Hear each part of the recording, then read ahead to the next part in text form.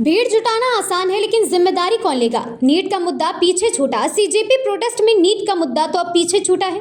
भीड़ जुटाने वाले नेताओं से अब जवाबदेही का सवाल का वक्त आ गया है। न्याय मांगने के लिए सड़क पर उतरना लोकतंत्र का अधिकार है, लेकिन क्या न्याय की लड़ाई में कानून और व्यवस्था की हर सीमा को पार कर देना भी जायज है। 20 जुलाई को सीजेपी चलो आंदोलन मार्च के बाद अब सांसद सवाल आंदोलन के नेतृत्व से भी है।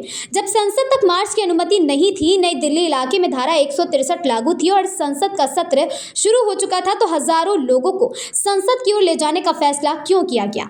नीट छात्रों का मुद्दा बिल्कुल जायज है। पेपर लीक और परीक्षा व्यवस्था को लेकर छात्रों के सवाल का जवाब भी मिलना चाहिए और शायद इस्तीफा भी चाहिए। लेकिन सवाल यह है कि क्या किसी जायज मुद्दे के लिए लड़ाई के लिए ऐसा रास्ता चुना जाना चाहिए जहां टकराव की आशंका पहले से साफ दिखाई दे रही हो। अगर मारपीट छात्रों के साथ की गई है तो घायल पुलिस वाले भी हुए हैं। सीजेपी ने चलो संसद का आह्वान किया, हजारों लोग जंतर मंतर पर पहुंचे, लेकिन पुलिस पहले से ही साफ कर चुकी थी कि संसद तक मार्च की अनुमति नहीं है। इसके बावजूद भीड़ संसद की ओर आगे बढ़ी। बैरिकेडिंग हुई, टकराव हुआ, लाठीचार्ज और आंसू गैस की कार्रवाई भी हुई। पथराव और तोड़फोड़ के आरोप लगे और दोनों तरफ लोग घायल हुए हैं।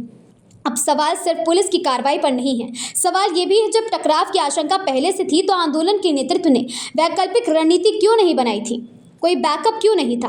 क्योंकि नेतृत्व का मतलब सिर्फ भीड़ जुटाना नहीं होता। नेतृत्व का मतलब भीड़ को संभालना, प्रशासन से समन्वय करना और हालात बिगड़ने पर जिम्मेदारी लेना भी होता है। लीडरशिप कहाँ गई और सबसे बड़ा नुकसान किसका हुआ। नीट के उस मूल मुद्दे का जिसके लिए छात्र सड़कों पर आए थे, वो मुद्दा तो पीछे छूट गया।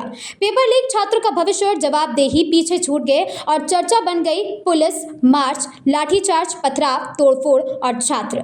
पुलिस की कार्रवाई गलत हुई है तो उसकी जांच भी होगी। सरकार से सवाल होने चाहिए, लेकिन जवाबदेही एक तरफा नहीं हो सकती है। इस्तीफे की मांग भी जायज है और छात्रों का मार्च भी।